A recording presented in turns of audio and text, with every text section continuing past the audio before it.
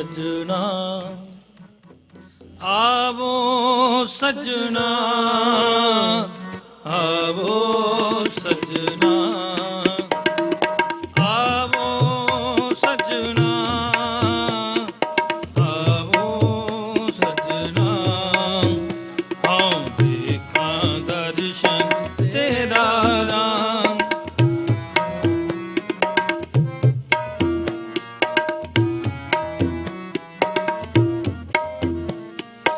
आवो सजना आवो सजना आवो सजना आवो सजना हाँ देखा दर्शन तेरा राम देखा दर्शन तेरा राम आवो सजना आवो सजना आवो सजना आवो सजना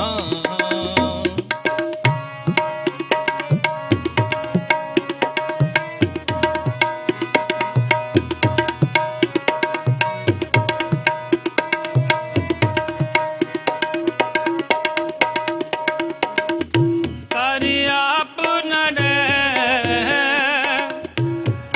खड़ी तकां मैं मन चाहो कनेरा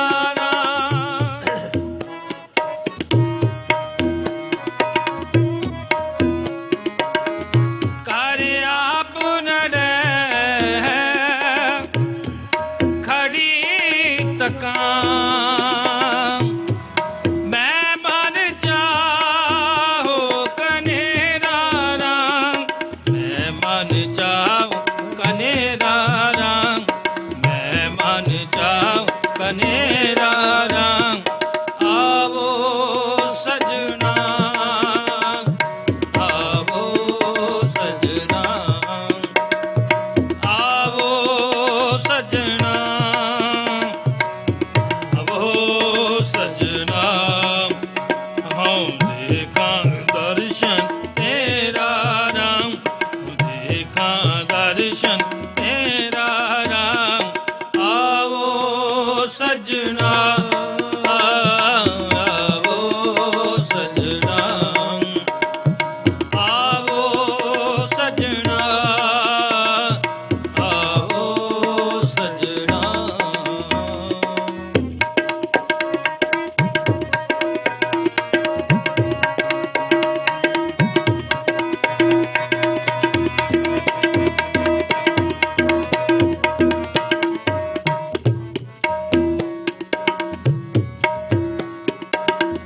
मन चाहो कनेरा सुन प्रभ मेरा मैं तेरा परवासा मन चाहो कनेरा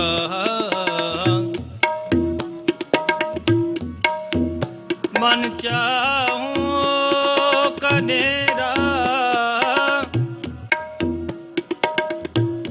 मन चाहो कनेरा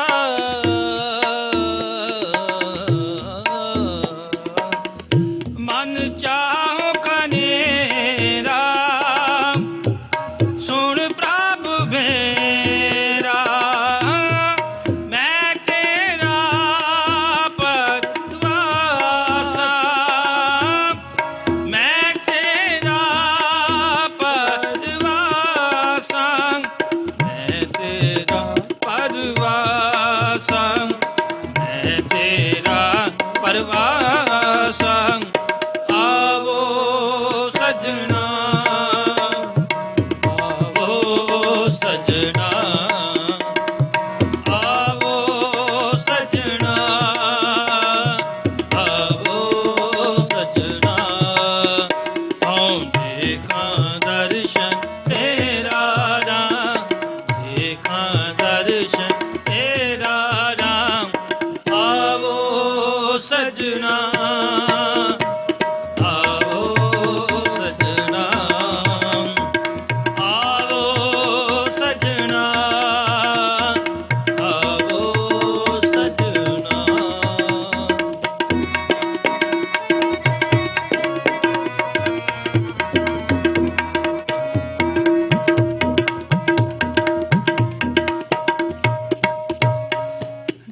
ਦਰਸ਼ਨ ਦੇਖ ਪਾਈ ਰਹਿ ਕੇਵਲ ਜਨਮ ਦੁਖ ਨਾਸਾ ਦਰਸ਼ਨ ਦੇਖ ਪਾਈ ਰਹਿ ਕੇਵਲ ਜਨਮ ਮਰਨ ਦੁਖ ਨਾਸਾ ਜਨਮ ਮਰਨ ਦੁਖ ਨਾਸਾ ਜਨਮ ਮਰਨ ਦੁਖ ਨਾਸਾ ਆਵੋ ਸਜਣਾ ਆਵੋ ਸਜਣਾ ਆਵੋ ਸਜਣਾ ਆਵੋ ਸਜਣਾ ਹਉ ਦੇਖਾਂ ਦਰਸ਼ਨ ਤੇਰਾ ਰਾਮ ਹਉ ਦੇਖਾਂ ਦਰਸ਼ਨ ਤੇਰਾ ਰਾਮ ਆਵੋ ਸਜਣਾ ਆਵੋ ਸਜਣਾ ਆਵੋ ਸਜਣਾ ਆਵੋ ਸਜਣਾ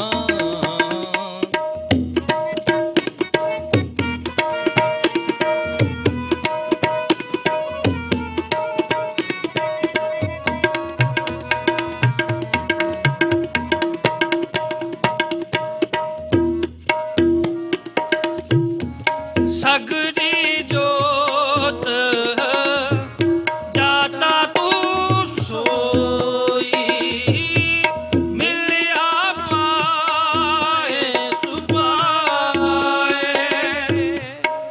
ਸਗਲੀ ਜੋਤ ਜਾਤਾ ਤੂੰ ਸੋਈ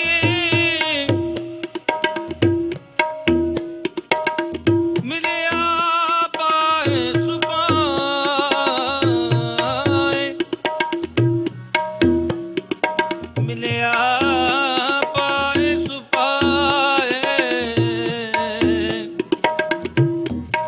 ਮਿਲਿਆ ਪਾਏ ਸੁਭਾਏ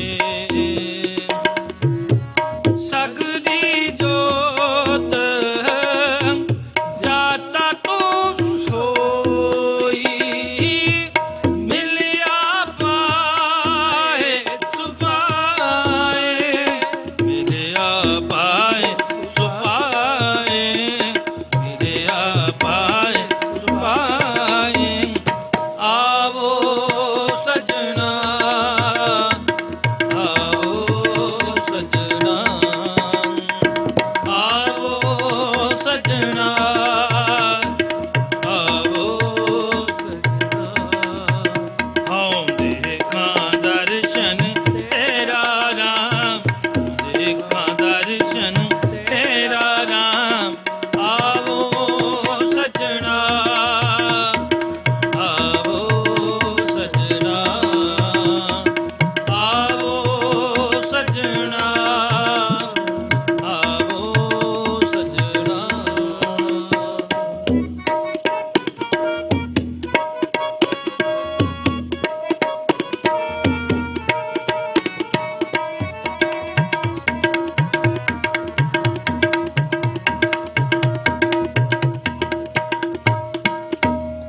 ਨਾਨਕ ਸਾਜਨ ਕੋ ਵਰ ਜਾਈਐ ਸਾਚ ਵਿਦੈ ਕਰ ਆਏ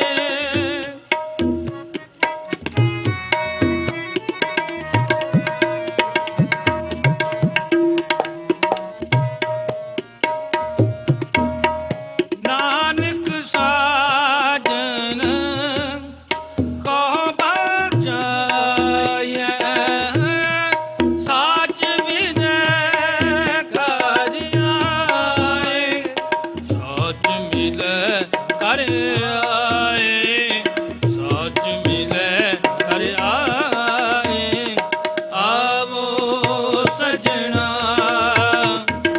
ਆਵੋ ਸਜਣਾ ਆਵੋ ਸਜਣਾ ਆਵੋ ਸਜਣਾ ਹਉ ਦੇਖਾਂ ਦਰਸ਼ਨ ਤੇਰਾ ਰਾਮ ਦੇਖਾਂ ਦਰਸ਼ਨ ਤੇਰਾ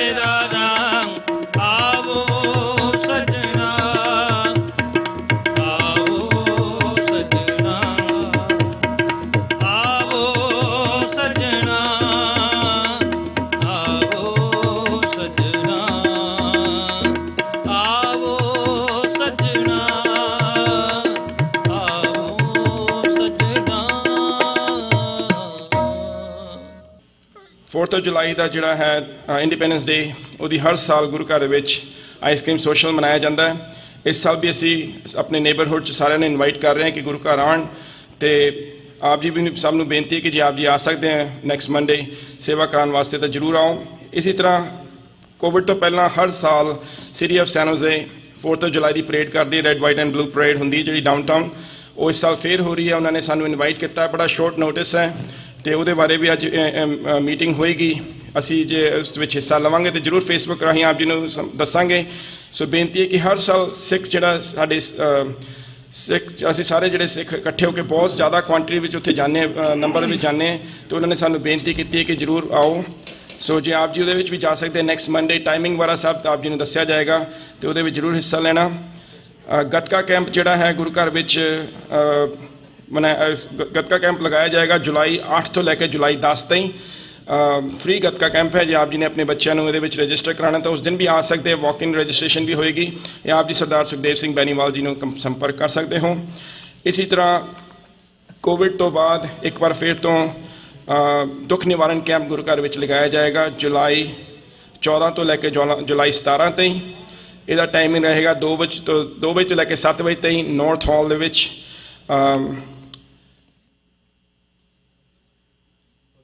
ਜੁਲਾਈ 16 ਨੂੰ ਸੰਗਰਾਂਦ ਹੈਗੀ ਹੈ। ਬੇਨਤੀ ਹੈ ਕਿ ਸੇਵਾਦਾਰਾਂ ਵਾਸਤੇ ਬੇਨਤੀ ਹੈ ਦਾਸ ਦੀ ਕਿ ਸਾਨੂੰ ਸੇਵਾਦਾਰਾਂ ਦੀ ਬਹੁਤ ਲੋੜ ਹੁੰਦੀ ਹੈ ਗੁਰੂ ਘਰ ਵਿੱਚ।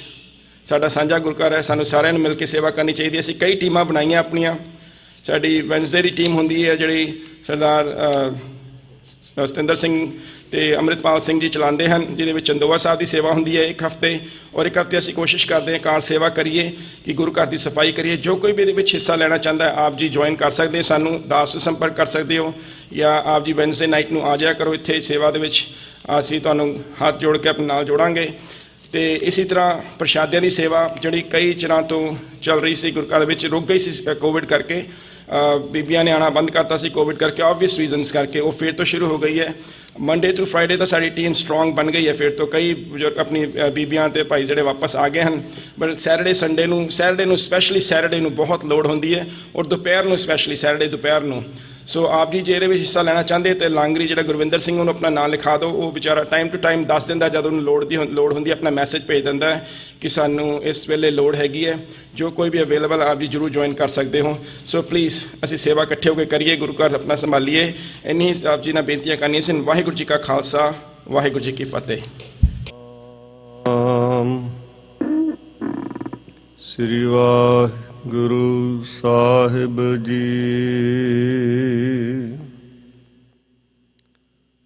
ਧਰਨ ਸਵੰਨੀ ਖੜ ਰਤਨ ਜੜਾਵੀ,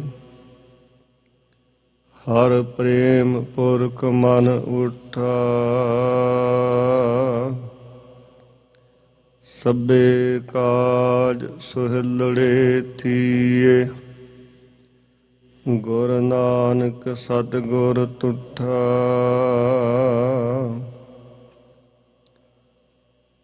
ਜਨਕ ਰਾਜ ਬਰਤਾਇਆ,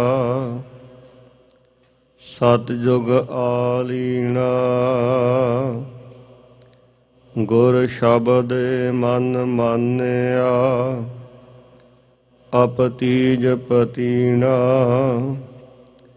ਗੁਰ ਨਾਨਕ ਸਚ ਨੀਵ ਸਾਜ, ਸਤਿਗੁਰ ਸੰਗ ਲੀਣਾ।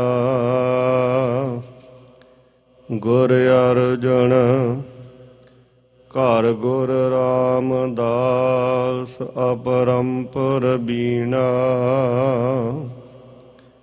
ਗਗਨ ਦਮਾਮਾ ਬਾਜਿਓ, ਪਰਿਓ ਨਿਸੰਨ ਘਾਉ।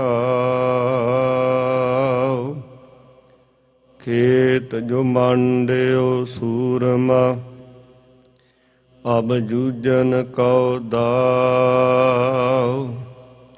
ਸੂਰਾ ਸੋ ਪਹਿਚਾਨੀਐ, ਜੋ ਲੜਾਏ ਦੀਨ ਕੇ ਹੇਤ। ਪੁਰਜਾ ਪੁਰਜਾ ਕਟ ਮਰੈ, ਕਬਹੂ ਨ ਛਾਡੈ ਖੇਤ। ਸਤਨਾਮ ਸ੍ਰੀ ਵਾਹਿਗੁਰੂ ਜੀ। ਇੱਕ ਓੰਕਾਰ ਸਤਿਗੁਰ ਪ੍ਰਸਾਦ। ਸਵਈਏ ਮਹੱਲੇ ਤੀਜੇ ਕੇ ਸੋਈ ਪੁਰਖ ਸਿਵਰ ਸਾਚਾ। ਜਾ ਕਾ ਇੱਕ ਨਾਮ ਅਛਲ ਸੰਸਾਰੇ। ਜਿਨ ਭਗਤ ਭਵ ਜਲ ਤਾਰੇ। ਸਿਮਰਹੁ ਸੋਈ ਨਾਮ ਪ੍ਰਧਾਨ। ਸੋਈ ਪੁਰਖ ਸਿਵਰ ਸਾਚਾ। ਜਾ ਕਾ ਇੱਕ ਨਾਮ ਅਛਲ ਸੰਸਾਰੇ। ਜਿਨ ਭਗਤ ਭਵ ਜਲ ਤਾਰੇ। ਸੋਈ ਸਿਮਰਹੁ ਸੋਈ ਨਾਮ ਪ੍ਰਧਾਨ। ਤਿਤ ਨਾਮ ਰਸਕ ਨਾਨਕ ਲਹਿਣਾ ਥਪਿਓ। ਜੇਨ ਸਰਬ ਸਿੱਧੀ ਕਾਵ ਜਨ ਕਲ ਸਬੁੱਧੀ। ਕੀਰਤ ਜਨ ਅਮਰਦਾਸ ਬਿਸਤਰੀਆ। ਕੀਰਤ ਰਵ ਕਿਰਨ ਪ੍ਰਗਟ ਸੰਸਾਰੈ। ਸਾਖ ਤਰੋਵਰ ਮਵਲ ਸਰਾ। ਉੱਤਰ ਦੱਖਿਣ ਪੁੱਬ ਅਰ ਪਸਚਮ। ਜੈ ਜੈਕਾਰ ਜਪੰਤ ਨਰਾ। ਹਰ ਨਾਮ ਰਸਕ ਗੁਰਮੁਖ ਬਰਦਾਇਓ। ਉਲਟ ਗੰਗ ਪਛਮ ਧਰੀਆ। ਸੋਈ ਨਾਮ ਅਛਲ ਭਗਤ ਭਵ ਤਾਰਨ। ਅਮਰਦਾਸ ਗੁਰ ਕਉ ਫੁਰਿਆ। ਸੋਈ ਨਾਮ ਅਛਲ ਭਗਤ ਹੈ ਭਵ ਤਾਰਨ। ਅਮਰਦਾਸ ਗੁਰ ਕਉ ਫੁਰਿਆ। ਵਾਹਿਗੁਰੂ ਜੀ ਕਾ ਖਾਲਸਾ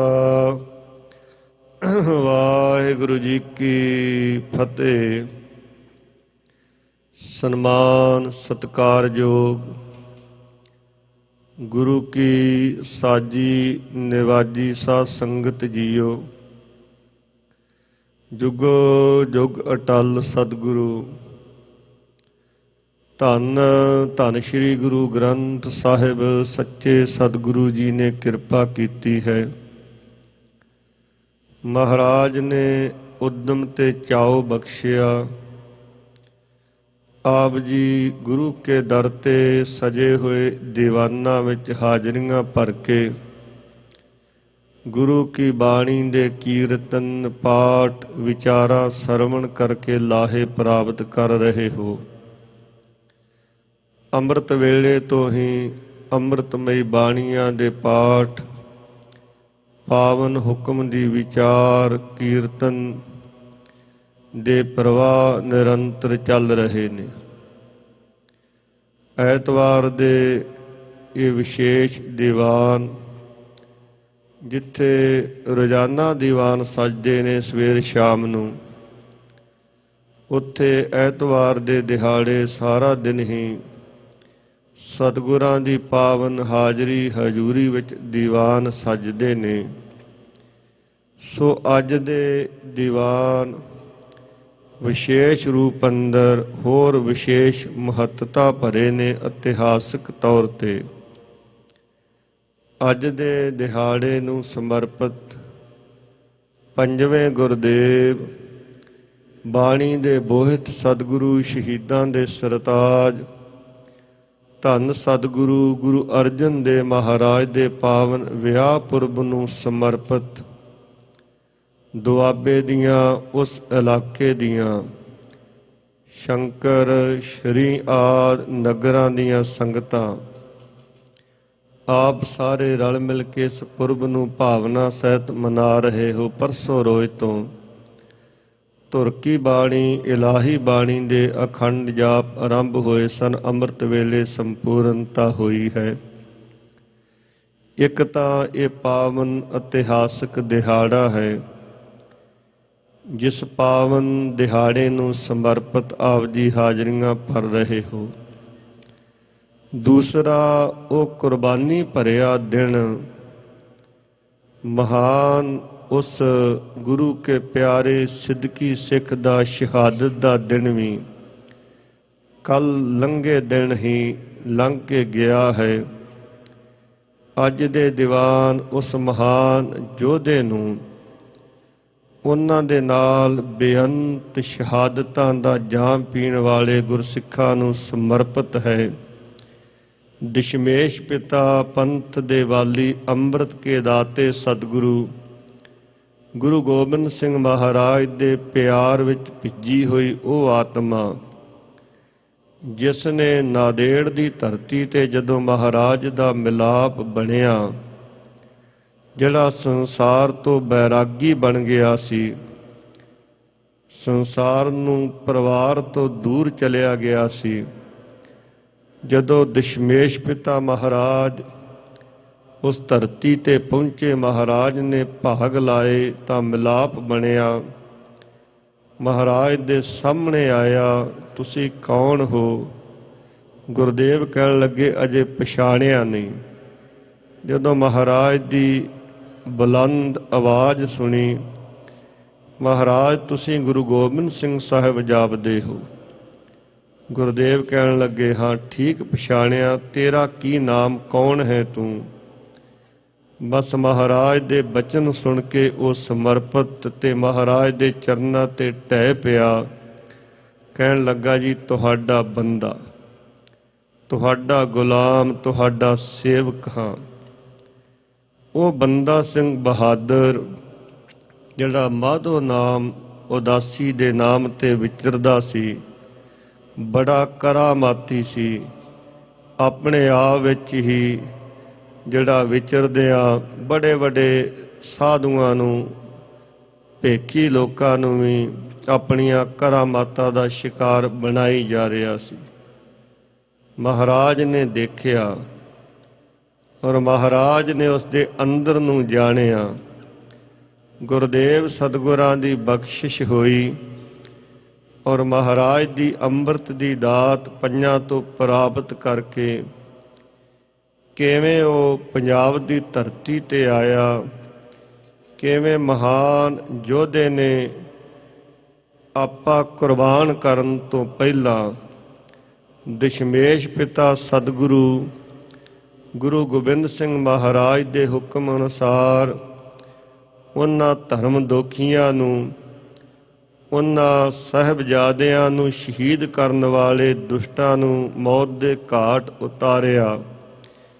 ਇਹ ਵੀ ਕੁਰਬਾਨੀ ਭਰਿਆ ਇਤਿਹਾਸ ਆਪਾਂ ਸਮੇਂ ਦੇ ਵਿੱਚ ਵਿਚਾਰਨ ਦਾ ਯਤਨ ਕਰਨਾ ਹੈ। ਸੋ ਆਓ ਸਭ ਤੋਂ ਪ੍ਰਥਮ ਮਹਾਰਾਜ ਦੇ ਵਿਆਹ ਪੁਰਬ ਦੀਆਂ ਆਪ ਜੀ ਨੂੰ ਬਹੁਤ ਬਹੁਤ ਵਧਾਈਆਂ ਜੀ। ਜਿੱਥੇ ਆਪਾਂ ਇਤਿਹਾਸ ਦੇ ਪੰਨਿਆਂ ਨੂੰ ਵਿਚਾਰਨਾ ਹੈ, ਲੜੀਵਾਰ ਪਾਵਨ ਸਤਿਗੁਰਾਂ ਦੀ ਅੰਮ੍ਰਿਤ ਗੁਰਬਾਣੀ ਦੀ ਵਿਚਾਰ ਚੱਲ ਰਹੀ ਹੈ। ਸਵਈਆਂ ਦੇ ਸਰਲੇਖ ਹੇਠ ਧੰਨ ਗੁਰਦੇਵ ਗੁਰੂ ਅਰਜਨ ਦੇਵ ਮਹਾਰਾਜ ਨੇ ਜਦੋਂ ਪਾਵਨ ਬਾਣੀ ਦਾ ਸੰਕਲਨ ਕੀਤਾ ਤਾਂ ਇਹ ਭੱਟਾਂ ਦੀ ਪਾਵਨ ਰਚਨਾ ਨੂੰ ਵੀ ਮਹਾਰਾਜ ਨੇ ਸ਼ਾਮਲ ਕਰਦਿਆਂ ਸਵਈਆਂ ਦੇ ਸਰਲੇਖ ਹੇਠ ਅੰਕਿਤ ਕੀਤਾ। ਭੱਟਾਂ ਬਾਰੇ ਆਪਾਂ ਪਿੱਛੇ ਵਿਚਾਰ ਕਰ ਚੁੱਕੇ ਹਾਂ। ਇਹਨਾਂ ਭੱਟਾਂ ਦਾ ਪਿਛੋਕੜ ਨਗਰ ਸੁਲਤਾਨਪੁਰ ਲੋਧੀ ਹੈ।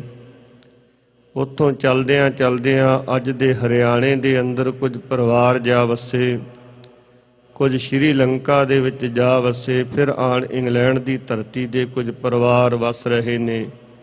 ਸਿੱਖੀ ਦੇ ਵਿੱਚ ਪਰਪੱਕ ਨੇ, ਗੁਰੂ ਘਰ ਬਣਾਏ ਹੋਏ ਨੇ, ਮਹਾਰਾਜ ਦੀਆਂ ਬਖਸ਼ਿਸ਼ਾਂ ਨੂੰ ਮਾਣਦੇ ਨੇ ਔਰ ਵਿਦਵਾਨਾਂ ਨੇ ਇਹਨਾਂ ਦੀ ਗਿਣਤੀ 17-19 ਵੀ ਮੰਨੀ ਹੈ। ਪਰ ਗੁਰਬਾਣੀ ਦੀ ਰੌਸ਼ਨੀ ਤੇ ਕੁਝ ਮਹਾਨ ਵਿਦਵਾਨਾਂ ਵੱਲੋਂ ਜਿਹੜੀ ਖੋਜ ਹੈ ਉਹਦੇ ਮੁਤਾਬਕ 11 ਗਿਣਤੀ ਬਣਦੀ ਹੈ। ਭੱਟਾਂ ਨੇ ਗੁਰੂ ਨਾਨਕ ਦੀ ਉਸਤਤ ਵਿੱਚ ਵੀ ਪਾਵਨ ਸਵਈਆਂ ਦਾ ਉਚਾਰਨ ਕੀਤਾ। ਸਰਲੇਖ ਸਵਈਏ ਨੇ ਪਰ ਪਿੰਗਲ ਦੇ ਅਨੁਸਾਰ ਬਹੁਤ ਸਾਰੇ ਵੱਖ-ਵੱਖ ਛੰਦਾਂ ਦੇ ਰੂਪ ਜਿਹੜੇ ਚੌਪੀ, ਦੋਹਰੇ, ਸਵਈਏ, ਕਬਿੱਤ, ਝੋਲਣਾ, ਇਸ ਤਰ੍ਹਾਂ ਦੇ ਸਾਰੇ ਇੱਥੇ ਰੂਪ ਸਾਨੂੰ ਮਿਲਦੇ ਨੇ। ਰਹੋ ਵਿਚਾਰ ਗੁਰੂ ਅੰਗਦ ਸਾਹਿਬ ਮਹਾਰਾਜ ਦੀ ਉਸਤਤ ਵਿੱਚ ਪਿੱਛੇ ਆਪਾਂ ਉਚਾਰਨ ਸਵਈਆਂ ਦੀ ਵਿਚਾਰ ਕੀਤੀ ਹੈ।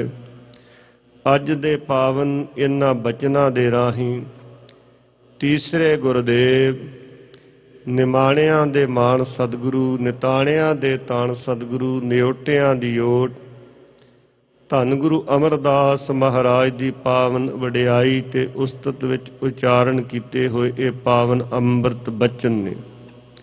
ਸੋ ਪਿਆਰ ਤੇ ਸ਼ਰਧਾ ਨਾਲ ਆਓ ਗੁਰੂ ਕੀ ਪਾਵਨ ਬਾਣੀ ਦੀ ਵਿਚਾਰ ਇਤਿਹਾਸਕ ਪੰਨਿਆਂ ਨਾਲ ਜੁੜੀਏ।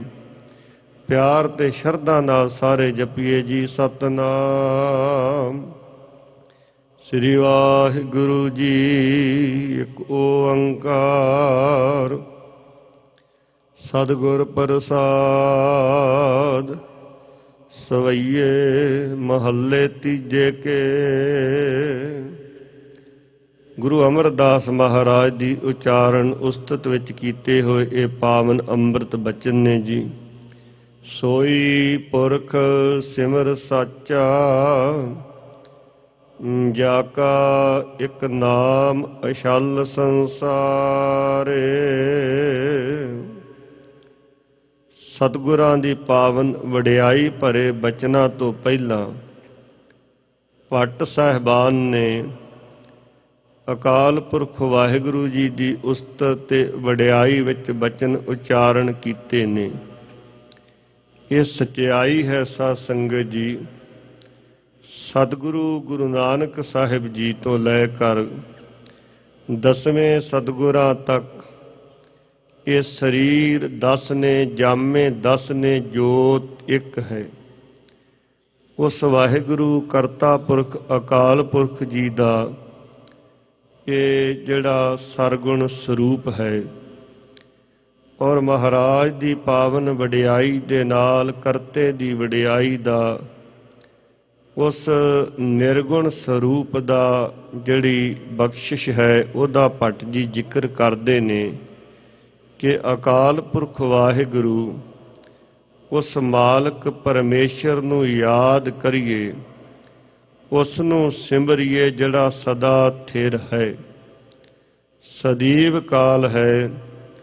ਪਰਮੇਸ਼ਰ ਆਦ ਸੱਚ, ਜੁਗਾਦ ਸੱਚ ਹੈ, ਭੀ ਸੱਚ, ਨਾਨਕ ਹੋਸੀ ਭੀ ਸੱਚ। ਉਹ ਮਾਲਕ ਸਦਾ ਅੰਗ ਸੰਗੇ, ਅਭੰਗੰ ਵਿਭੂਤੇ, ਸਦਾ ਅੰਗ ਸੰਗ ਵਰਤਦਾ ਹੈ।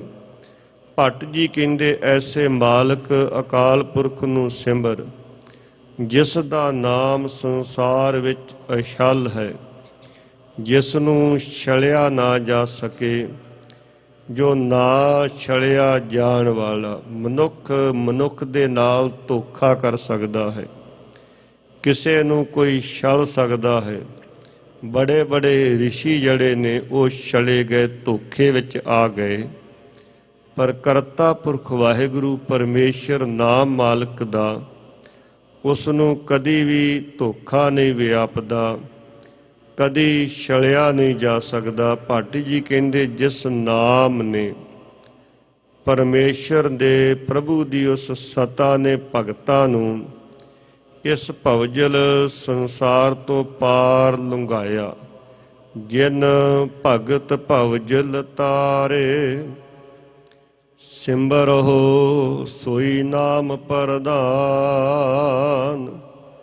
ਹਜੂਰ ਕਿਰਪਾ ਕਰਦੇ ਨੇ ਭੱਟ ਜੀ ਕਿ ਜਿਸ ਨਾਮ ਦੇ ਦੁਆਰਾ ਪਰਮੇਸ਼ਰ ਦੇ ਪਿਆਰੇ ਭਗਤ ਜਿਹੜੇ ਨੇ ਉਹ ਭਵਜਲ ਸੰਸਾਰ ਤੋਂ ਪਾਰ ਹੋ ਗਏ। ਕਿਉਂਕਿ ਮਹਾਰਾਜ ਦੇ ਬਚਨ ਨੇ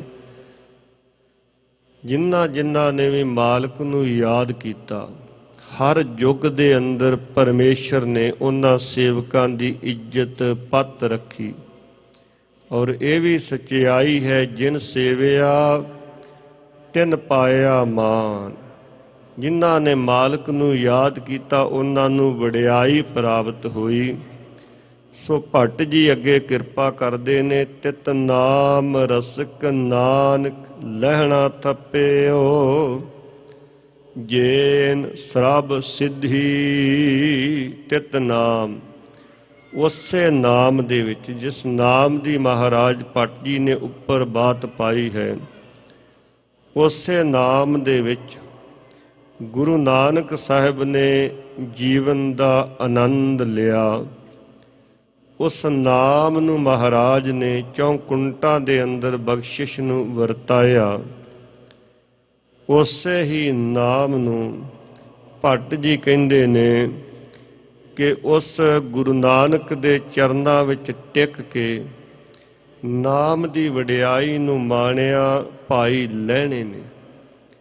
ਗੁਰੂ ਅੰਗਦ ਬਣੇ ਔਰ ਮਹਾਰਾਜ ਨੇ ਕਿਰਪਾ ਕੀਤੀ, ਜਿਹੜੀਆਂ ਸਾਰੀਆਂ ਸਿੱਧੀਆਂ ਉਹਨਾਂ ਨੂੰ ਪ੍ਰਾਪਤ ਹੋਈਆਂ।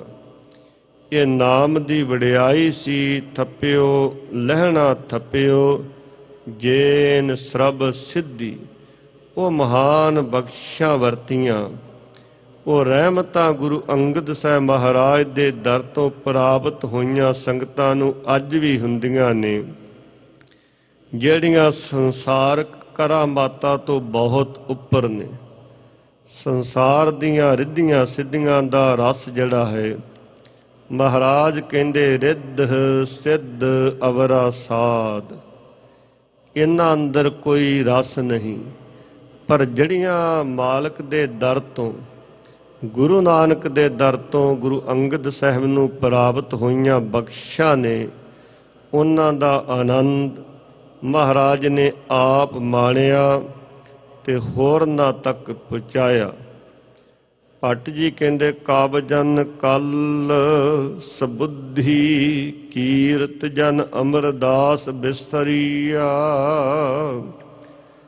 ਭੱਟ ਕੱਲ ਜੀ ਇਹ ਬਚਨ ਕਹਿੰਦੇ ਨੇ ਕਿ ਉਸੇ ਹੀ ਨਾਮ ਦੀ ਬਰਕਤ ਦੇ ਨਾਲ, ਉਸ ਵਡਿਆਈ ਦੇ ਨਾਲ, ਉੱਚੀ ਸ੍ਰੇਸ਼ਟ ਵਿਵੇਕ ਬੁੱਧੀ ਵਾਲੇ ਗੁਰੂ ਅਮਰਦਾਸ ਜੀ ਦੀ ਸੋਭਾ ਜਿਹੜੀ ਹੈ ਸੰਸਾਰ ਅੰਦਰ ਪਸਰ ਰਹੀ ਹੈ। ਉਹ ਬਾਬਾ ਅਮਰਦਾਸ ਜੀ, ਜਿਨ੍ਹਾਂ ਨੇ ਜੀਵਨ ਦਾ ਬਹੁਤ ਲੰਮਾ ਸਮਾਂ ਤੀਰਥਾਂ ਦਾ ਭਰਮਣ ਕੀਤਾ, ਔਰ ਇਹ ਬੋਲ ਵੀ ਸੁਣਨ ਨੂੰ ਮਿਲੇ ਕਿ ਤੂੰ ਨਿਗੋਰਾ ਹੈ, ਤੇਰਾ ਕੋਈ ਗੁਰੂ ਨਹੀਂ, ਤੇਰੇ ਹੱਥ ਦਾ ਜਲ ਪਾਣ ਪ੍ਰਵਾਨ ਨਹੀਂ ਕੀਤਾ ਜਾ ਸਕਦਾ। ਪਰ ਮਹਾਰਾਜ ਦੀ ਬਖਸ਼ਿਸ਼ ਹੋਈ, ਜਿਸ ਦਿਹਾੜੇ ਉਸ ਬਾਬੇ ਅਮਰਦਾਸ ਜੀ ਨੇ ਆਪਣੇ ਪਰਿਵਾਰ ਵਿੱਚੋਂ ਹੀ ਗੁਰੂ ਅੰਗਦ ਸਾਹਿਬ ਮਹਾਰਾਜ ਦੀ ਧੀ, ਜਿਹੜੀ ਉਸ ਪਰਿਵਾਰ ਅੰਦਰ ਵਿਆਹੀ ਹੋਈ ਸੀ, ਬੀਬੀ ਅਮਰੋ, ਬੀਬੀ ਅਮਰੋ ਦੀ ਰਸਨਾ ਤੋਂ ਅੰਮ੍ਰਿਤ ਬਾਣੀ ਨੂੰ ਸੁਣਿਆ ਤਾਂ ਐਸੀ ਮਹਾਰਾਜ ਦੀ ਬਖਸ਼ਿਸ਼ ਹੋਈ। ਖਡੂਰ ਸਾਹਿਬ ਦੀ ਪਾਵਨ ਧਰਤੀ ਤੇ ਪਹੁੰਚੇ ਔਰ ਗੁਰੂ ਅਮਰਦਾਸ ਮਹਾਰਾਜ ਨੇ ਗੁਰੂ ਅੰਗਦ ਸਾਹਿਬ ਜੀ ਦੇ ਪਾਵਨ ਚਰਨਾਂ ਵਿੱਚ ਸੀਸ ਝੁਕਾ ਦਿੱਤਾ। ਤਾਂ ਇੱਕ ਦਿਨ ਐਸੀਆਂ ਬਖਸ਼ੀਆਂ, ਐਸੀ ਸੋਭਾ ਬਣ ਗਈ, ਜਿਹੜੀ ਭੱਟ ਜੀ ਇੱਥੇ ਕਹਿੰਦੇ ਨੇ ਕਵਜਨ ਕਲ ਸਬੁੱਧੀ, ਕੀਰਤ ਜਨ ਅਮਰਦਾਸ ਬਿਸਤਰੀਆ। ਸ੍ਰੇਸ਼ਟ ਬੁੱਧੀ ਦਾ ਜ਼ਿਕਰ ਕੀਤਾ ਹੈ। ਆਮ ਤੌਰ ਤੇ ਬੁਢੇਪੇ ਦੇ ਅੰਦਰ ਮਨੁੱਖੀ ਮਨ ਨੂੰ, ਆਮ ਸਾਡੀਆਂ ਕਹਾਵਤਾਂ ਨੇ 70 72 ਹੋ ਗਿਆ ਹੈ। ਪਰ ਭੱਟ ਜੀ ਕਹਿੰਦੇ ਮਹਾਰਾਜ ਦੀ ਐਸੀ ਸ੍ਰੇਸ਼ਟ ਤੇ ਨਿਰਮਲ ਵਿਵੇਕ ਬੁੱਧੀ ਹੈ ਗੁਰੂ ਅਮਰਦਾਸ ਮਹਾਰਾਜ ਦੀ, ਜਿਸ ਵਿਵੇਕ ਮਤ ਦੇ ਦੁਆਰਾ ਗੁਰੂ ਨਾਨਕ ਦੇ ਦਰ ਤੋਂ ਦੂਸਰੇ ਸਤਿਗੁਰੂ ਅੰਗਦ ਸਾਹਿਬ ਜੀ ਦੇ ਪਾਵਨ ਬਖਸ਼ਿਸ਼ ਵਿੱਚੋਂ ਸੇਵਾ ਤੇ ਸਿਮਰਨ ਦੀ ਘਾਲ ਘਾਲੀ, ਤਾਂ ਇਹ ਸਾਰੀ ਸੋਭਾ ਤੇ ਵਡਿਆਈ ਬਣੀ। ਇੱਕ ਦਿਨ ਐਸੀ ਕਰਾਮਾਤ ਵਾਪਰੀ, ਨਿਮਾਣਿਆਂ ਦੇ ਮਾਣ ਸਤਿਗੁਰੂ, ਨਿਤਾਣਿਆਂ ਦੇ ਤਾਣ ਸਤਿਗੁਰੂ, ਨਿਓਟਿਆਂ ਦੀ ਓੜ ਸਤਿਗੁਰੂ ਅਮਰਦਾਸ ਬਣੇ। ਤਾਂ ਭੱਟਾਂ ਨੇ ਅੱਗੇ ਜੋ ਬਚਨ ਕਹੇ ਨੇ, ਚੱਲ ਕੇ ਭੱਲੇ ਅਮਰਦਾਸ ਗੁਣ ਤੇਰੇ, ਤੇਰੀ ਉਪਮਾ ਤੋਹਿ ਬਨ ਆਵੇ। ਸੋ ਭੱਟ ਜੀ ਅੱਗੇ ਕਿਰਪਾ ਕਰਦੇ ਨੇ, ਕੀਰਤ ਰਵ ਕਿਰਨ ਪ੍ਰਗਟ ਸੰਸਾਰ, ਸਾਖ ਤਰੋਵਰ ਮਵਲ ਸਰਾ, ਉੱਤਰ ਦੱਖਣ ਪੁੱਬ ਅਰ ਪশ্ਚਿਮ, ਜੈ ਜੈਕਾਰ ਜਪੰਤ ਨਰਾ। ਭੱਟ ਜੀ ਫਿਰ ਕਿਰਪਾ ਕਰਦੇ ਨੇ ਕਿ ਮਹਾਰਾਜ ਦੀ ਸ਼ੋਭਾ ਵਡਿਆਈ ਜਿਵੇਂ ਸੂਰਜ ਦੀਆਂ ਕਿਰਨਾਂ ਦੀ ਹੁੰਦੀ ਹੈ, ਜਿਵੇਂ ਮਹਾਰਾਜ ਦੀ ਸ਼ੋਭਾ ਪ੍ਰਗਟ ਹੋ ਰਹੀ ਹੈ, ਮੌਲ ਸਰੀ ਦੇ ਸ੍ਰੇਸ਼ਟ ਰੁੱਖ ਦਾ ਜ਼ਿਕਰ ਆਉਂਦਾ ਹੈ। ਉਹਦੀਆਂ ਸ਼ਾਖਾਂ ਜਿਹੜੀਆਂ ਨੇ ਮੌਲ ਸਰੀ ਦੀਆਂ, ਉਹਨਾਂ ਵਿੱਚੋਂ ਸੁਗੰਧੀ ਮਿਲਦੀ ਹੈ। ਇਹ ਬਨਸਪਤੀ ਦੇ ਦੁਨੀਆ ਦੀ ਬਾਤ ਹੈ। ਮਹਾਰਾਜ ਦੀ ਵਡਿਆਈ ਦੇ ਬਚਨ ਭੱਟ ਜੀ ਕਹਿੰਦੇ ਇਸੇ ਤਰ੍ਹਾਂ ਗੁਰੂ ਅਮਰਦਾਸ ਮਹਾਰਾਜ ਦੀ ਸ਼ੋਭਾ ਰੂਪ ਜਿਹੜੀ ਸੂਰਜ ਦੀਆਂ ਕਿਰਨਾਂ ਦੇ ਜਗਤ ਵਿੱਚ ਪ੍ਰਗਟ ਹੋਣ ਦੇ ਨਾਲ ਸਾਰੇ ਪਾਸੇ ਉੱਤਰ ਦੱਖਣ ਪੁੱਬ ਅਰ ਪশ্ਚਿਮ, ਜੈ ਜੈਕਾਰ ਜਪੰਥ ਨਰਾ, ਸਾਰੇ ਪਾਸੇ ਭਾਵ ਮਹਾਰਾਜ ਦੀ ਜਿਹੜੀ ਵਡਿਆਈ ਹੈ ਉਹ ਪਹਾੜ ਵਾਲੇ ਪਾਸੇ, ਦੱਖਣ ਵਾਲੇ, ਚੜ੍ਹਦੇ ਲਹਿੰਦੇ ਪਾਸੇ, ਸਾਰਿਆਂ ਪਾਸਿਆਂ ਤੇ ਮਹਾਰਾਜ ਦੀ ਵਡਿਆਈ ਜਿਹੜੀ ਹੈ ਜੈ ਜੈਕਾਰ ਹੋ ਰਹੀ ਹੈ। ਔਰ ਮਹਾਰਾਜ ਗੋਇੰਦਵਾਲ ਦੀ ਪਾਵਨ ਧਰਤੀ ਤੇ ਬੈਠੇ ਨੇ, ਜਿੱਥੇ ਭੱਟਾਂ ਦੇ ਬਚਨ ਆਉਣਗੇ ਅੱਗੇ, ਗੋਬਿੰਦਵਾਲ ਗੋਬਿੰਦਪੁਰੀ, ਸਮ ਜੱਲਿਅਨ ਤੀਰ ਵਿਪਾਸ ਬਨਾਇਓ। ਉਸ ਮਾਲਕ ਨੇ ਗੁਰੂ ਅਮਰਦਾਸ ਜੀ ਨੇ ਉਸ ਧਰਤੀ ਨੂੰ ਭਾਗ ਲਾਏ। ਕਿਵੇਂ ਸ਼ੋਭਾ ਤੇ ਵਡਿਆਈ ਹੋਈ। ਬਾਦਸ਼ਾਹ ਅਕਬਰ ਵਰਗੇ ਵੀ ਆਣ ਕੇ ਗੁਰੂ ਕੇ ਦਰ ਤੇ ਝੁਕੇ, ਗੁਰੂ ਕੇ ਦਰ ਤੇ ਪੰਗਤ ਵਿੱਚ ਬੈਠ ਕੇ ਲੰਗਰ ਛਕਿਆ, ਮਹਾਰਾਜ ਦੇ ਦਰਸ਼ਨ ਕੀਤੇ। ਇਹ ਸ਼ੋਭਾ, ਇਹ ਵਡਿਆਈ ਹੀ ਮਹਾਰਾਜ ਦੀ ਸਾਰੇ ਪਾਸੇ ਫੈਲ ਰਹੀ ਹੈ। ਨਾਮ ਦੀ ਵਡਿਆਈ ਪ੍ਰਾਪਤ ਹੋਈ। ਹਰ ਪਾਸੇ ਮਹਾਰਾਜ ਦੇ ਇਹ ਵਡਿਆਈ ਦਾ ਜ਼ਿਕਰ ਭੱਟ ਜੀ ਕਹਿੰਦੇ ਹੋ ਰਿਹਾ ਹੈ। ਹਰ ਨਾਮ ਰਸਨ ਗੁਰਮੁਖ ਬਰਦਾਇਓ, ਉਲਟ ਗੰਗ ਪশ্ਚਿਮ ਧਰੀਆ, ਸੋਈ ਨਾਮ ਅਸ਼ਲ ਭਗਤ ਹੈ ਭਵ ਤਾਰਨ, ਅਮਰਦਾਸ ਗੁਰ ਕੋ ਫੁਰਿਆ। ਰਸਨਾ ਦੇ ਦੁਆਰਾ ਭੱਟ ਜੀ ਕਹਿੰਦੇ ਜਿਸ ਹਰੀ ਦਾ ਨਾਮ ਗੁਰੂ ਨਾਨਕ ਸਾਹਿਬ ਜੀ ਨੇ ਉਚਾਰਿਆ, ਜਿਸ ਹਰੀ ਦਾ ਨਾਮ ਗੁਰੂ ਨਾਨਕ ਸਾਹਿਬ ਨੇ ਵੰਡਿਆ ਸੰਸਾਰੀ ਜੀਵਾਂ ਦੇ ਵਿੱਚੋਂ, ਔਰ ਉਹਨਾਂ ਦੀ ਬਿਰਤੀ ਜਿਹੜੀ ਸੀ, ਉਲਟੀ ਬਿਰਤੀ ਨੂੰ ਸਿੱਧੀ ਮਹਾਰਾਜ ਦੀ ਨਦਰ ਦੇ ਨਾਲ ਇਹ ਪ੍ਰਕਾਸ਼ ਬਣਿਆ। ਉਹੀ ਭੱਟ ਕਹਿੰਦੇ ਜਿਹੜਾ ਅਸ਼ਲ ਨਾਮ ਹੈ, ਜਿਹੜਾ ਆਰੰਭ ਅੰਦਰ ਆਇਆ ਸੀ, ਜਾ ਕਾ ਇੱਕ ਨਾਮ ਅਸ਼ਲ ਸੰਸਾਰੇ, ਨਾ ਛਲਿਆ ਜਾਸਣ ਵਾਲਾ ਪਰਮੇਸ਼ਰ ਦਾ ਨਾਮ, ਜਿਹੜਾ ਪਰਮੇਸ਼ਰ ਦੇ ਸੇਵਕਾਂ ਨੂੰ ਸੰਸਾਰ ਤੋਂ ਪਾਰ ਲੰਘਾਉਣ ਵਾਲਾ ਹੈ, ਉਹ ਗੁਰੂ ਅਮਰਦਾਸ ਮਹਾਰਾਜ ਦੇ ਹਿਰਦੇ ਅੰਦਰ ਪ੍ਰਗਟ ਹੋਇਆ ਹੈ। ਗੁਰੂ ਅਮਰਦਾਸ ਮਹਾਰਾਜ ਦੇ ਹਿਰਦੇ ਅੰਦਰ ਪ੍ਰਗਟ ਰੂਪ ਅੰਦਰ ਵਰਤ ਰਿਹਾ ਹੈ। ਉਸ ਨਾਮ ਦੀ ਹੀ ਇਹ ਬਖਸ਼ਿਸ਼ ਹੈ ਕਿ ਨਾਮ ਕੀ ਵਡਾਈ ਦਈ ਗੁਰ ਰਾਮਦਾਸ ਕੋ ਅੱਗੇ ਬਚਨ ਆਉਣਗੇ। ਇਹ ਮਹਾਰਾਜ ਦੀ ਪਾਵਨ ਉਸਤਤ ਦਾ ਪਹਿਲਾ ਸਵਈਆ ਸੰਗਤ ਜੀ। ਸੋ ਆਓ ਬਾਕੀ ਦੇ ਰਹਿੰਦੇ ਸਮੇਂ ਦੇ ਅੰਦਰ ਜਿਹੜੇ ਇਤਿਹਾਸਕ ਦਿਹਾੜਿਆਂ ਨੂੰ ਸਮਰਪਿਤ ਆਪਾਂ ਅੱਜ ਜੁੜੇ ਹਾਂ। ਸਤਿਗੁਰੂ ਗੁਰੂ ਅਰਜਨ ਦੇਵ ਮਹਾਰਾਜ, ਜਿਨ੍ਹਾਂ ਸਤਿਗੁਰਾਂ ਦਾ ਪਾਵਨ ਪ੍ਰਕਾਸ਼ ਗੋਇੰਦਵਾਲ ਸਾਹਿਬ ਦੀ ਪਾਵਨ ਧਰਤੀ ਤੇ ਪਿਤਾ ਗੁਰੂ ਰਾਮਦਾਸ ਮਹਾਰਾਜ ਦੇ ਗ੍ਰਹਿ ਵਿਖੇ ਹੋਇਆ, ਮਾਤਾ ਭਾਨੀ ਜੀ। ਔਰ ਆਪਾਂ ਸਾਰੇ ਜਾਣਦੇ ਹਾਂ ਗੁਰੂ ਅਰਜਨ ਦੇਵ ਮਹਾਰਾਜ ਦੇ ਵੱਡੇ ਭਰਾਤਾ ਬਾਬਾ ਪਿਰਥੀ ਚੰਦ ਜੀ, ਮਹਾਦੇਵ ਜੀ, ਸਭ ਤੋਂ ਛੋਟੇ ਗੁਰੂ ਅਰਜਨ ਦੇਵ ਮਹਾਰਾਜ। ਔਰ ਬਚਪਨ ਤੋਂ ਹੀ ਜਿਹੜੇ ਭੱਟਾਂ ਦੇ ਪਾਵਨ ਬਚਨ ਨੇ, ਤੈਂ ਜਨਮਤ ਗੁਰਮਤ ਬ੍ਰਹਮ ਪਛਾਣਿਓ। ਹੇ ਗੁਰੂ ਅਰਜਨ ਦੇਵ ਮਹਾਰਾਜ, ਤੁਸੀਂ ਜਨਮ ਤੋਂ ਹੀ ਉਸ ਮਾਲਕ ਪਰਮੇਸ਼ਰ ਨੂੰ ਪਛਾਣਿਆ ਜਾਣਿਆ। ਗੁਰੂ ਅਰਜਨ ਦੇਵ ਮਹਾਰਾਜ, ਜਿਨ੍ਹਾਂ ਦਾ ਸਮੁੱਚਾ ਜੀਵਨ ਹੀ ਮਹਾਨ ਜੀਵਨ ਹੈ, ਮਹਾਨ ਉਸਰਈਏ, ਗੁਰਬਾਣੀ ਦੇ ਮਹਾਨ ਸਤਿਗੁਰੂ ਖਜ਼ਾਨੇ, ਸਭ ਤੋਂ ਵੱਡਾ ਕੁਰਬਾਨੀ ਭਰਿਆ ਮਹਾਰਾਜ ਦੀ ਸ਼ਹਾਦਤ ਦਾ ਜਿਹੜਾ ਉਹ ਦਿਹਾੜਾ ਸ਼ਹੀਦੀ ਦਾ ਮਹਾਰਾਜ ਦੀ ਪਾਵਨ ਸ਼ਹਾਦਤ ਹੈ। ਸੋ ਗੁਰੂ ਅਰਜਨ ਦੇਵ ਮਹਾਰਾਜ ਬਾਲ ਅਵਸਥਾ ਵਿੱਚ ਨਾਨਾ ਗੁਰੂ ਅਮਰਦਾਸ ਜੀ ਦੇ ਇਹ ਬਚਨ ਦੋਹਿਥਾ ਬਾਣੀ ਕਾ ਬੋਹਿਥਾ, ਮਹਾਰਾਜ ਦੇ ਜੀਵਨ ਦੇ ਇਹ ਪੱਖ ਨੇ ਕਿ ਕਿੰਨੇ ਮਹਾਰਾਜ ਨੇ ਜਦੋਂ ਗੁਰਤਾ ਗੱਦੀ ਤੇ ਬਿਰਾਜਮਾਨ ਹੋਏ ਨੇ, ਨਵੇਂ ਅਸਥਾਨ ਮਹਾਰਾਜ ਨੇ ਧਰਮ ਦੇ ਕੇਂਦਰ ਸਥਾਪਿਤ ਕੀਤੇ। ਕਿੰਨੇ ਉਹ ਲੋਕ ਜਿਹੜੇ ਸਿੱਖ ਜਗਤ ਦੇ ਇਸ ਧਰਮ ਦੇ ਅੰਦਰ ਪ੍ਰਵੇਸ਼ ਕੀਤੇ, ਵੱਖ-ਵੱਖ ਧਰਮਾਂ ਨੂੰ ਦੇਖ ਕੇ ਕਿ ਇੱਥੇ ਸੱਚ ਤੇ ਨਿਆਂ ਦੀ ਬਾਤ ਹੁੰਦੀ ਹੈ। ਭਾਈ ਮੰਝ ਵਰਗੇ, ਭਾਈ ਲੰਗਾ ਵਰਗੇ, ਭਾਈ ਬਹਿਲੋ ਜੀ ਵਰਗੇ। ਸੋ ਇਹ ਬਹੁਤ ਪੱਖ ਨੇ ਮਹਾਰਾਜ ਦੇ ਜੀਵਨ ਦੇ। ਆਪਾਂ ਮਹਾਰਾਜ ਦੇ ਪਾਵਨ ਵਿਆਹ ਪੁਰਬ ਨੂੰ ਸਮਰਪਿਤ ਬੈਠੇ ਹਾਂ। ਸਤਿਗੁਰਾਂ ਦਾ ਇਹ ਵਿਆਹ ਕਾਰਜ ਜਿਹੜਾ ਹੈ, ਆਪ ਸਾਰੇ ਉਸ ਇਲਾਕੇ ਦੇ ਬੈਠੇ ਹੋ, ਆਪ ਨੂੰ ਬਹੁਤੀ ਜਾਣਕਾਰੀ ਇਸ ਗੱਲ ਦਾ ਗਿਆਨ ਹੈ ਕਿ ਦੁਆਬੇ ਦੀ ਧਰਤੀ ਤੇ ਮੌ ਪਿੰਡ ਦੇ ਅੰਦਰ ਮਹਾਰਾਜ ਦਾ ਇਹ ਕਾਰਜ ਸੰਪੂਰਨ ਹੋਇਆ। ਭਾਈ ਕਿਸ਼ਨ ਚੰਦ ਦੀ ਹੋਣਹਾਰ ਸਪੁੱਤਰੀ ਬੀਬੀ ਸਾਡੇ ਸਤਿਕਾਰਯੋਗ ਮਾਤਾ ਗੰਗਾ ਜੀ ਦੇ ਨਾਲ ਇਹ ਕਾਰਜ ਹੋਏ। ਜਦੋਂ ਮਹਾਰਾਜ ਗੋਇੰਦਵਾਲ ਸਾਹਿਬ ਦੀ ਪਾਵਨ ਧਰਤੀ ਤੋਂ ਚੱਲੇ ਨੇ ਤਾਂ ਉਸ ਬਰਾਤ ਦੇ ਅੰਦਰ ਬਾਬਾ ਬੁੱਢਾ ਸਾਹਿਬ ਜੀ ਦਾ ਵੀ ਜ਼ਿਕਰ ਆਉਂਦਾ ਹੈ।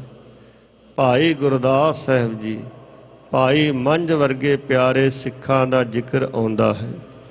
ਔਰ ਆਪ ਜੀ ਨੇ ਸਾਖੀਆਂ ਉਸ ਧਰਤੀ ਦੇ ਇੱਕ ਇੱਕ ਉਸ ਬਖਸ਼ਿਸ਼ ਭਰੇ ਆਨੰਦ ਨੂੰ ਅੱਖੀਂ ਦੇਖਿਆ ਹੈ, ਅਸਥਾਨਾਂ ਦੇ ਦਰਸ਼ਨ ਕੀਤੇ ਨੇ।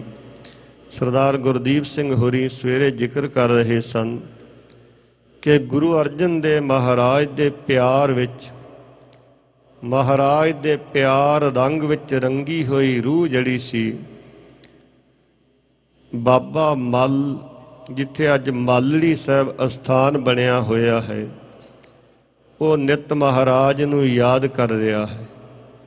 ਇਹ ਸੰਗਤ ਜੀ ਜਦੋਂ ਵੀ ਸਤਿਗੁਰਾਂ ਦੀ ਯਾਦ ਵਿੱਚ ਕਦੇ ਵੀ ਸਿੱਖ ਨੇ, ਪਿਆਰੇ ਨੇ ਯਾਦ ਕੀਤਾ ਤਾਂ ਮਹਾਰਾਜ ਉਸ ਪਿਆਰੇ ਦੇ ਨੇਹ ਨੂੰ ਦੇਖ ਕੇ, ਪਿਆਰ ਨੂੰ ਦੇਖ ਕੇ ਮਹਾਰਾਜ ਉੱਥੇ ਪਹੁੰਚੇ ਨੇ। ਅੱਗੇ ਜਾ ਕੇ ਸਾਖੀਆਂ ਦਾ ਜ਼ਿਕਰ ਆਉਂਦਾ ਹੈ। ਛੇਵੇਂ ਸਤਿਗੁਰੂ ਜੀ ਨਾਨਕ ਮਤੇ ਗਏ। ਮਹਾਰਾਜ ਇੱਧਰ ਕਸ਼ਮੀਰ ਦੀ ਧਰਤੀ ਤੇ ਮਾਤਾ ਭਾਗ ਭਰੀ ਨੇ ਮਹਾਰਾਜ ਦੇ ਲਈ ਸੁੰਦਰ ਚੋਲਾ ਬਣਾਇਆ, ਉੱਥੇ ਮਹਾਰਾਜ ਪਹੁੰਚੇ, ਪ੍ਰਵਾਨ ਕੀਤਾ। ਗੁਰੂ ਅਰਜਨ ਦੇਵ ਪਾਤਸ਼ਾਹ ਮਹਾਰਾਜ ਨੂੰ ਉਹ ਸੇਵਕ ਭਾਈ ਮੱਲ ਕਿਸ ਲਈ ਯਾਦ ਕਰਦਾ ਹੈ? ਉਹਨੇ ਆਪਣੇ ਹੱਥੀਂ ਮਹਾਰਾਜ ਦੀ ਸੇਵਾ ਵਿੱਚ ਹਾਜ਼ਰ ਕਰਨ ਲਈ ਜੋੜਾ ਤਿਆਰ ਕੀਤਾ ਹੈ, ਪਰ ਸਮਾਂ ਨਹੀਂ ਬਣਿਆ, ਸਰੀਰ ਬਜ਼ੁਰਗੀ ਵਿੱਚ ਚਲੇ ਗਿਆ। ਯਾਦ ਕਰਦਿਆਂ ਕਰਦਿਆਂ ਸਮਾਂ ਲੰਘਦਾ ਗਿਆ। ਇਤਿਹਾਸ ਕਹਿੰਦਾ ਹੈ ਮਹਾਰਾਜ ਸਮੇਤ ਬਰਾਤੀਆਂ ਦੇ, ਸੰਗੀਆਂ ਦੇ ਜਾ ਰਹੇ ਸਨ। ਅੰਤਰਜਾਮੀ ਸਤਿਗੁਰੂ ਜੀ ਨੇ ਉੱਥੇ ਪੜਾਅ ਕੀਤਾ ਔਰ ਗੁਰਦੇਵ ਸਤਿਗੁਰਾਂ ਨੇ ਉਸ ਭਾਈ ਮੱਲ ਨੂੰ ਜਾ ਕੇ ਆਵਾਜ਼ ਦਿੱਤੀ ਕਿ ਸਾਡੀ ਭੇਟਾ ਦੇ। ਉਹ ਬਜ਼ੁਰਗ ਬਾਬਾ ਕਹਿਣ ਲੱਗੇ ਮਹਾਰਾਜ ਉਹ ਸਾਹਮਣੇ ਪਈ ਹੈ, ਆਪ ਜੀ ਪ੍ਰਾਪਤ ਕਰੋ, ਪ੍ਰਵਾਨ ਕਰੋ। ਮਹਾਰਾਜ ਕਹਿਣ ਲੱਗੇ, ਸਾਖੀਕਾਰ ਲਿਖਦੇ ਨੇ ਔਰ ਪ੍ਰਤੱਖ ਮਹਾਰਾਜ ਦੀ ਇਹ ਬਖਸ਼ਿਸ਼ ਅੱਜ ਵੀ ਉਸ ਧਰਤੀ ਤੇ ਵਰਤਦੀ ਹੈ। ਕਹਿਣ ਲੱਗਾ ਮਹਾਰਾਜ ਮੇਰਾ ਤਾਂ ਬੁਢੇਪਾ ਹੁਣ ਮੈਨੂੰ ਉੱਠਣ ਨਹੀਂ ਦਿੰਦਾ। ਮਹਾਰਾਜ ਕਹਿਣ ਲੱਗੇ ਇਹ ਕੀ ਗੱਲ ਹੋਈ? ਤੇਰੇ ਬੁਢੇਪੇ ਦੀ ਕੀ ਗੱਲ ਹੈ? ਇੱਥੋਂ ਤਾਂ ਹਰ ਬਿਮਾਰੀ ਦਾ ਇਲਾਜ, ਇੱਥੋਂ ਤਾਂ ਗੁਰੂ ਨਾਨਕ ਦੇ ਘਰ ਦੀਆਂ ਬਖਸ਼ਿਸ਼ਾਂ ਜਿਹੜੀਆਂ ਵਰਤਨੀਆਂ ਨੇ। ਮਹਾਰਾਜ ਨੇ ਪਿਆਰ ਨਾਲ ਗਲ ਵਕੜੀ ਵਿੱਚ ਲੈਂਦਿਆਂ ਉਸ ਗੁਰਸਿੱਖ ਨੂੰ ਉਠਾਇਆ ਔਰ ਮਹਾਰਾਜ ਦੀ ਕਿਰਪਾ ਹੋਈ। ਸੰਗਤ ਜਿੱਥੇ ਸਤਿਗੁਰਾਂ ਨੇ ਉਹ ਪਿਆਰੇ ਦੀ ਭੇਟਾ ਨੂੰ ਪ੍ਰਵਾਨ ਕੀਤਾ, ਉੱਥੇ ਮਹਾਰਾਜ ਦੇ ਬਚਨ ਕਿ ਇੱਥੇ ਹਰ ਸਮੇਂ ਗੁਰੂ ਨਾਨਕ ਦੇ ਦਰ ਦੀਆਂ ਬਖਸ਼ਾਂ ਵਰਤਣਗੀਆਂ। ਜਿਹੜੇ ਵੀ ਭਾਵਨਾ ਨਾਲ ਆਉਣਗੇ ਰੋਗ ਮੁਕਤ ਹੋ ਕੇ ਜਾਣਗੇ। ਅੱਜ ਵੀ ਅਸਥਾਨ ਮੱਲੜੀ ਸਾਹਿਬ ਬਣਿਆ, ਆਪ ਜਾਣਦੇ ਹੋ। ਗੁਰਸਿੱਖ ਸੰਗਤਾਂ ਭਾਵਨਾ ਨਾਲ ਉੱਥੇ ਆਉਂਦੀਆਂ ਨੇ, ਰੋਗ ਮੁਕਤ ਹੁੰਦੀਆਂ ਨੇ। ਮਹਾਰਾਜ ਉੱਥੋਂ ਅੱਗੇ ਚੱਲੇ। ਸ਼੍ਰੀ ਸ਼ੰਕਰ ਦੀ ਜੂਹ ਦੇ ਵਿੱਚ ਮਹਾਰਾਜ ਨੇ ਪੜਾਅ ਕੀਤਾ। ਕੁਝ ਸਮਾਂ ਮਹਾਰਾਜ ਠਹਿਰੇ, ਕੁਝ ਸੰਗਤਾਂ ਦਾ ਮਿਲਾਪ ਹੋਇਆ। ਮਹਾਰਾਜ ਅੱਗੇ ਫਿਰ ਉਸ ਥਾਂ ਤੇ ਪਹੁੰਚੇ ਜਿਸ ਮੌ ਸਾਹਿਬ ਦੀ ਪਾਵਨ ਧਰਤੀ ਤੇ ਮਹਾਰਾਜ ਦੇ ਇਹ ਕਾਰਜ ਸੰਪੰਨ ਹੋਏ। ਉੱਥੇ ਵੀ ਇਤਿਹਾਸ ਕਹਿੰਦਾ ਹੈ ਕਿ ਕੁਝ ਸ਼ਰਾਰਤੀ ਲੋਕਾਂ ਨੇ ਬਹਾਨਾ ਬਣਾ ਕੇ, ਕਿਉਂਕਿ ਸੰਗਤ ਜੀ ਜਦੋਂ ਇਤਿਹਾਸਕ ਪੱਖ ਦੇਖਾਂਗੇ, ਇਸ ਤਰ੍ਹਾਂ ਦੀ ਭਾਵਨਾ ਜਿਹੜੀ ਸੀ ਉਹ ਬਟਾਲੇ ਦੀ ਧਰਤੀ ਤੇ ਵੀ ਪ੍ਰਗਟ ਹੋਈ ਸੀ। ਕੁਝ ਲੋਕਾਂ ਦੀ, ਜਿਨ੍ਹਾਂ ਦੀ ਈਰਖਾ ਸੀ ਗੁਰੂ ਨਾਨਕ ਦੇ ਦਰ ਦੇ ਨਾਲ, ਜਿਨ੍ਹਾਂ ਦੇ ਅੰਦਰ ਇਹ ਈਰਖਾ ਦੀ ਅੱਗ ਮੱਚਦੀ ਸੀ।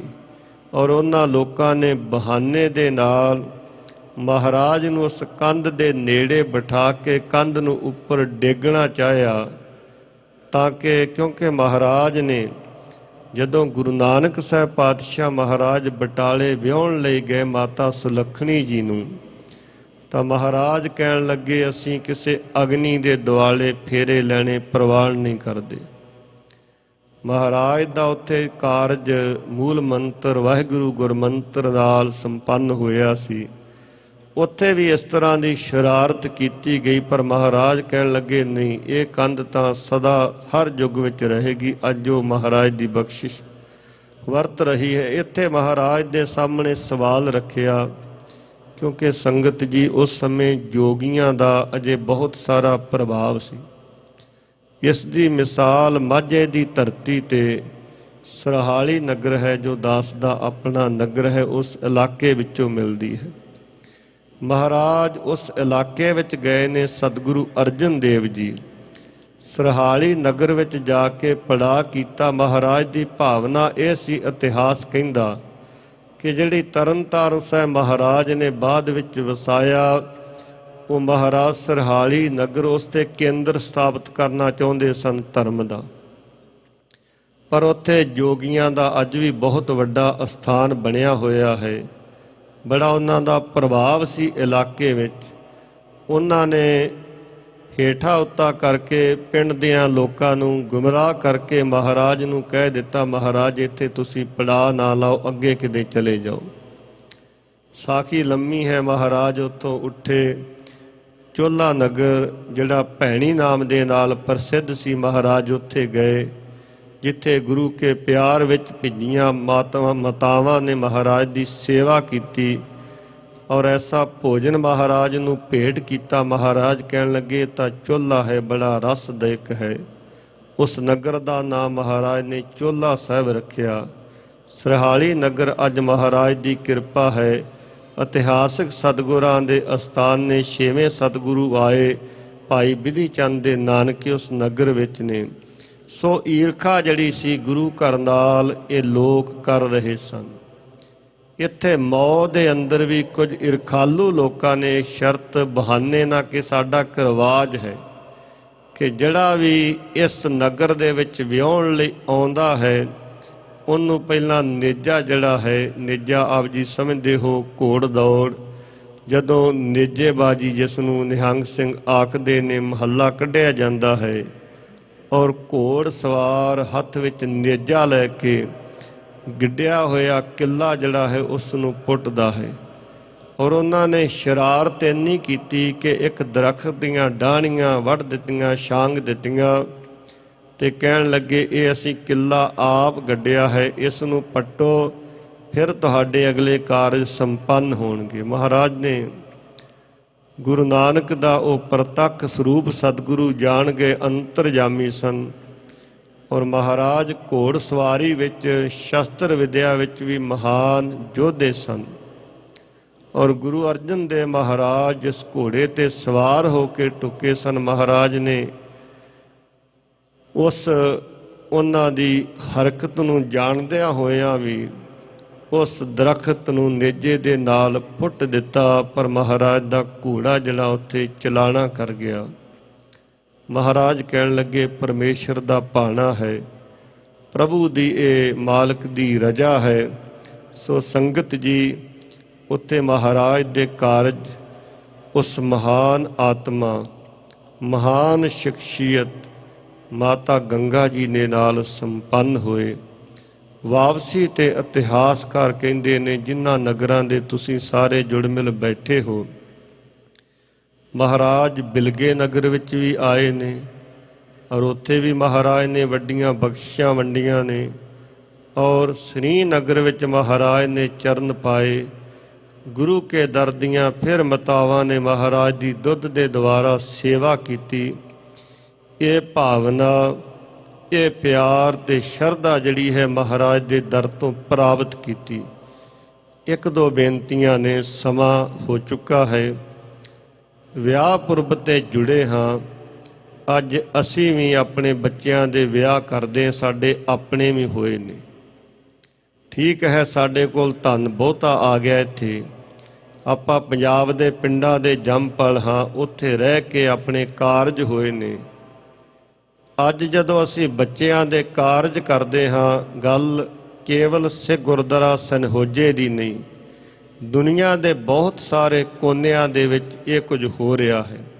ਇੰਗਲੈਂਡ ਦੀ ਧਰਤੀ ਤੇ ਤਾਂ ਮਨਮਤ ਦੀ ਹੱਦ ਹੋ ਗਈ। ਇੱਕ ਦਿਨ ਕਿਸੇ ਪਰਿਵਾਰ ਨੇ ਆਣ ਕੇ ਗੁਰੂ ਘਰ ਸੰਪਰਕ ਕੀਤਾ ਕਿ ਸਾਨੂੰ ਕਿਸੇ ਪੰਡਤ ਨੇ ਦੱਸਿਆ ਹੈ ਕਿ ਤੁਹਾਡੇ ਬੱਚੇ ਦੇ 2 ਵਿਆਹ ਹੋਣੇ ਨੇ, ਤੇ ਉਹਦਾ ਹੱਲ ਇਹ ਹੈ ਕਿ ਇੱਕ ਪਹਿਲਾਂ ਘਰ ਦੇ ਵਿੱਚ ਇਕੱਲੇ ਬੱਚੇ ਦੀਆਂ ਪ੍ਰਕਰਮਾਂ ਗੁਰੂ ਗ੍ਰੰਥ ਸਾਹਿਬ ਨਾਲ ਕਰਾ ਲਓ, ਫਿਰ ਦੂਜਾ ਤੁਹਾਡਾ ਵਿਆਹ ਸੰਪੂਰਨ ਪੱਕਾ ਰਹੇਗਾ। ਗੁਰੂ ਘਰ ਆਏ, ਪਰ ਗੁਰੂ ਘਰ ਦੇ ਪ੍ਰਬੰਧਕ ਸਿਆਣੇ ਸਨ, ਉਹ ਕਹਿੰਦੇ ਨਹੀਂ ਹੋ ਸਕਦਾ, ਇਹ ਸਾਡੀ ਹਾਲਤ ਹੈ। ਔਰ ਗੁਰੂ ਘਰ ਵਿਆਹੁਣ ਲਈ ਬੱਚਿਆਂ ਨੂੰ ਆਉਣ ਦਾ ਕਾਰਨ ਸੀ, ਮਹਾਰਾਜ ਨੇ ਵੇਖੋ ਕਿੰਨੇ ਸੁੰਦਰ ਹਾਲ ਇਹ ਦਰਬਾਰ ਦਿੱਤੇ ਨੇ, ਪਰ ਮਹਾਰਾਜ ਨੇ ਕਿਰਪਾ ਕੀਤੀ ਕਿ ਜਿਹੜੀ ਬਖਸ਼ਿਸ਼ ਸਾਨੂੰ ਇੱਥੋਂ ਪ੍ਰਾਪਤ ਹੋਣੀ ਸੀ, ਉਹ ਤੋਂ ਅਸੀਂ ਵਿਰਵੇ ਹੁੰਦੇ ਜਾ ਰਹੇ ਹਾਂ।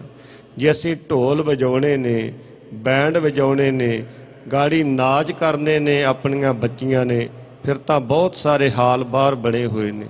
ਪੰਜਾਬ ਵਿੱਚ ਪੈਲਸਾਂ ਵਿੱਚ ਇਹੀ ਕੁਝ ਹੁੰਦਾ ਜਿੱਥੇ ਪਰਿਵਾਰ ਉੱਜੜ ਰਹੇ ਨੇ। ਔਰ ਸੰਗਤ ਜੀ, ਇਹ ਮਨਮਤ ਹੈ, ਇਸ ਮਨਮਤ ਤੋਂ ਬਚੀਏ। ਬੱਚਿਆਂ ਦੇ ਸਾਦਗੀ ਦੇ ਨਾਲ ਗੁਰੂ ਦੇ ਹੁਕਮ ਵਿੱਚ ਰਹਿ ਕੇ ਕਾਰਜ ਕਰਾਂਗੇ ਤਾਂ ਉਹ ਕਾਰਜਾਂ ਵਿੱਚ ਸਦਾ ਸੁੱਖ ਬਣਿਆ ਰਹੂਗਾ। ਨਹੀਂ ਤਾਂ ਆਪਾਂ ਦੇਖਦੇ ਹਾਂ ਅੱਜ ਵਿਆਹ ਹੁੰਦੇ ਨੇ, ਕੱਲ੍ਹ ਨੂੰ ਤੋੜ ਵਿਛੋੜੇ ਵੀ ਹੁੰਦੇ ਨੇ। ਮਹਾਰਾਜ ਕਿਰਪਾ ਕਰਨ। ਆਓ 1 ਮਿੰਟ ਵਿੱਚ ਮਹਾਨ ਉਸ ਯੋਧੇ ਨੂੰ ਯਾਦ ਕਰੀਏ। ਕੁਰਬਾਨੀ ਵੱਡੀ ਹੈ। ਬਾਬਾ ਬੰਦਾ ਸਿੰਘ ਬਹਾਦਰ ਜਿਨ੍ਹਾਂ ਮਹਾਨ ਸਿੱਖ ਰਾਜ ਕਾਇਮ ਕੀਤਾ, ਆਪਣੇ ਨਾਮ ਤੇ ਕੋਈ ਸਿੱਕਾ ਨਹੀਂ। 10ਮ ਪਾਤਸ਼ਾਹ ਮਹਾਰਾਜ ਅਤੇ ਗੁਰੂ ਨਾਨਕ ਸਾਹਿਬ ਤੇ ਸਿੱਕਾ ਜਾਰੀ ਕੀਤਾ।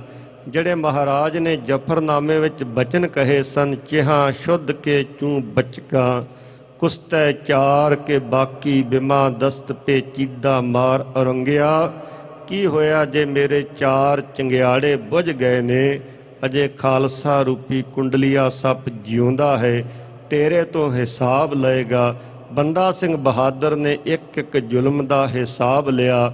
ਆਖਰ ਗੁਰਦਾਸ ਨੰਗਲ ਦੀ ਗੜੀ ਅੰਦਰ ਗ੍ਰਿਫਤਾਰੀ ਹੋਈ। 7 ਮਹੀਨਿਆਂ ਬਾਅਦ ਲਾਹੌਰ ਖੜਿਆ ਗਿਆ।